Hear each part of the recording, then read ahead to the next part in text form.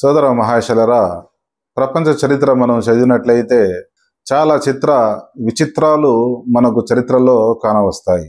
మరీ ముఖ్యంగా ఈ మధ్య మన సమాజంలో చూసినట్లయితే పూర్వకాలం పాలించిన పాలకుల యొక్క ఘోరాలు, క్రూరత్వాలు, దౌర్జన్యాలను చిత్రీకరిస్తూ లేనిపోని విషయాలు కల్పిస్తూ వారిని దుర్మార్గులుగా, క్రూరులుగా చిత్రీకరిస్తూ మరి ఆ పాలకుల సామాజిక వర్గం వారు కూడా నేరస్తులే అనే భావాన్ని ప్రజల్లో వ్యాపింపజేసే ప్రయత్నాలు చాలా చేయడం జరుగుతుంది. అయితే చరిత్రలోని ఒక ముఖ్యమైన విషయాన్ని నేను మీకు తెలపాలని కోరుకుంటున్నాను సోదర మహాశయరా. ఈ భారతదేశంలోని పాలకులు ఒకరికి ఒకరు ద్వేషించుకున్న కారణంగా, శత్రుత్వం కారణంగా బాబర్ రాజును, చక్రవర్తిని భారతదేశంపై దండెత్తేదానికి ఆహ్వానించడం జరిగింది. ఆ విధంగా బాబర్ దండెత్తి వచ్చిన తర్వాత ఈ దేశ సైన్యాలను, రాజును ఓడించి, జయించి ఢిల్లీని హస్తగతం చేసుకున్నప్పుడు ఆయన వద్దకు భారతదేశంలోని అణగారిన సామాజిక వర్గం ఏదైతే ఉందో, శూద్రులుగా చిత్రీకరించి అంటరాని వారుగా చేసి ఎటువంటి ప్రాథమిక హక్కులకు నోచుకోకుండా చేసిన ఆ అణగారిన ప్రజలందరూ బాబర్ రాజు వద్దకు వెళ్ళడం జరిగింది. అప్పుడు రాజు వారిని, మీరు ఎందుకు రావడము, ఎందుకు వచ్చారు అని అడిగినప్పుడు, మేమందరము మీ సైన్యంలో పని చేయాలని అనుకుంటున్నాము అని చెప్పడం జరిగింది. బాబరు ఆశ్చర్యపోయాడు.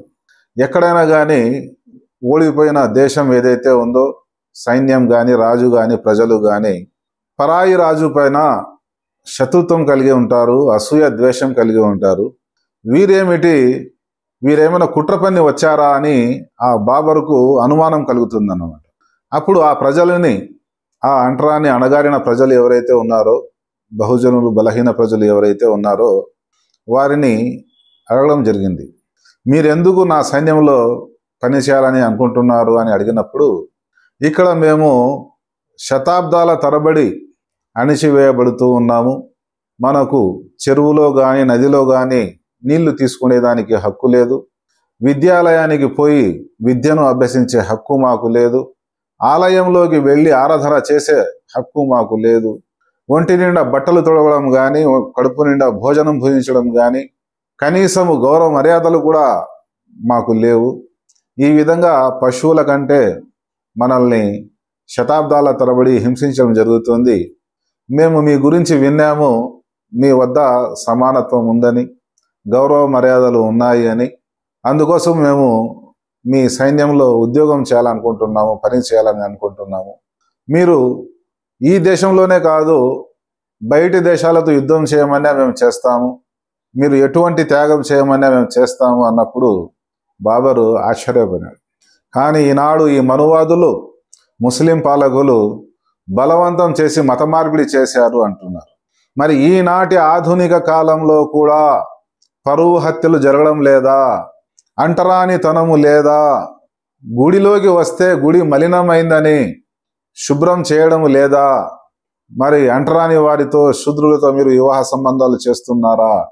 ఈ విధంగా వారిని అస్పృశ్యులుగా చేసి, నిచ్చెనమెట్టు కుల వ్యవస్థలో ప్రాథమిక హక్కులైన నీటి కోసం బావుల వద్దకు రానియకుండా చేసి, నదులకు, చెరువులకు నీటి కోసం రాకుండా చేసి, వారి యొక్క జీవితాలను దుర్భరం చేసి ఈ మనువాదులు చేసిన కుట్రలు, కుతంత్రాలు, దౌర్జన్యాలు కోకొల్లలుగా ఉన్నాయి ప్రపంచ చరిత్రలో. వారు తమ ఆత్మాభిమానం కోసం, గౌరవం కోసం, సమానత్వం కోసం, జాలి, దయ, కరుణ, ప్రేమ, సుహృద్భావం కోసము వారు సంపూర్ణమైన ఇస్లాం ధర్మంలోకి ప్రవేశిస్తే వారు బలవంతం చేసి, మత మార్పిడి చేసి ముస్లిములుగా మార్చినారు అని ఈరోజు చిత్రీకరిస్తూ సినిమాలు తీస్తూ ఉన్నారు, సీరియళ్ళు తీస్తూ ఉన్నారు. మరి దుర్మార్గులారా, మనువాదులారా, ఈరోజు లేదా మీ వద్ద అంటరానితనము, పరువు హత్యలు ఈరోజు జరగడం లేదా? మనువాదులైన మీకైతే గౌరవ మర్యాదలు కావాలి, తోటి మానవులైన దేశ సోదరులకు గౌరవ మర్యాదలు అవసరం లేదా? మీకు ముస్లిములు అంటే ద్వేషం, క్రిస్టియన్లు అంటే ద్వేషం, దళితులు అంటే ద్వేషం, కమ్యూనిస్టులు, నాస్తికులు అంటే ద్వేషం. మరి ఎవరిని మీరు ప్రేమించేది? దరిద్రులారా, మీరు ఎవరికైతే ఇష్టపడుతున్నారో, ఎక్కడి నుంచి అవుతారో అక్కడికి వెళ్ళండి. సోదర మహాశలరా, చరిత్రలో జాలి, దయ, కరుణ, సేవ, సమానత్వంతో ప్రజల హృదయాలను గెలవడం జరిగింది. కానీ బలవంతంగా గొంతుపై కత్తిపెట్టి కలమా చదువు ముస్లింగా తయారయ్యంటే ఈరోజు మీరు రైతాల బలవంతం చేస్తే. అందుకోసం సోదర మహాశలరా, ఇటువంటి దుర్మార్గుల కబంధ హస్తాల నుంచి తమను తాము కాపాడుకోవాల్సిన అవసరం ఉంది. ఆత్మగౌరవంతో తల ఎత్తుకొని గౌరవప్రదమైన జీవితం ప్రతి ఒక్కరి హక్కు కాబట్టి ప్రజలందరూ ఆలోచించాలని నేను తెలియజేసుకుంటున్నాను.